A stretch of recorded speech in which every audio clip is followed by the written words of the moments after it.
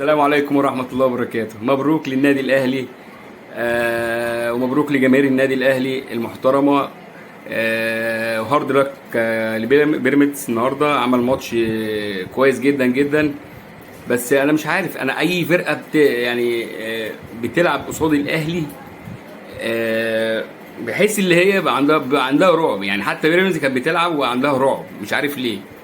يعني أنا بيراميدز ما بتلعب انت ممكن يعني بيراميدز لو لعب الكوره زي ما لعبت كده هتجيب اجوان وهتلعب، لكن بيراميدز جابت الجون الثاني شكرا.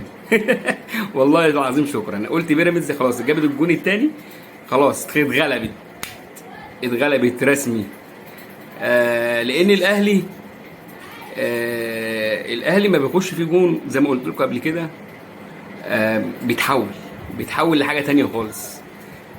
يعني عايز اقول لكم الاهلي عشان تكسبوا زي ما قلت قبل كده لازم دقيقه معديه 94 95، ولو في دقيقه بعد 95 الاهلي ممكن يتعادل لو هو مغلوب. يعني بعد 95 لو هو دخل فيه جون ومتاخر بالنتيجه وفي دقيقه بعدها يتعادل. النهارده كان ماتش كويس جدا. حكم عنده اخطاء كتير من وجهة نظري انا. حكم عنده اخطاء كتير، بس مبروك للنادي الاهلي ومبروك للجمهور المحترم واصحابي واصدقائي الاهلاويه المحترمين. واشوفكم ان شاء الله ماتش العوده باذن الله تعالى بعد 10 ايام. هيكون في جوائز بسيطه كده ان شاء الله. هنعمل توقعات على ماتش بيراميدز والاهلي الماتش الجاي ان شاء الله. وبتمنى الماتش ان شاء الله يبقى زي النهارده كده، يبقى ماتش حلو ونتفرج على كوره كويسه. ماتش على صبيح ساخن. بس بتمنى بصراحه بجد يعني، ولا الشناوي احمد ولا الشناوي محمد يلعبوا. الاتنين في الضياع بجد.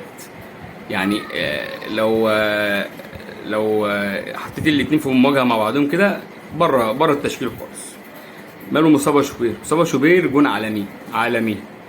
فانا يا ريت اللقطه دي بقى اشوفها الماتش الجاي، ما الاقيش محمد الشناوي واقف ولا احمد الشناوي، الاتنين خلاص كده شكرا.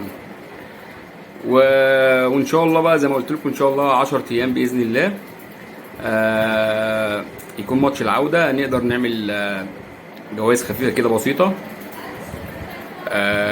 ما بين الاهلي وبيراميدز، بس الماتش القادم ان شاء الله.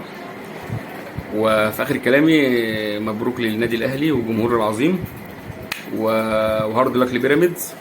طبعا احنا هتقول لي انا بشجع مين؟ بشجعش حد. انا ما بشجعش حد الا الزمالك.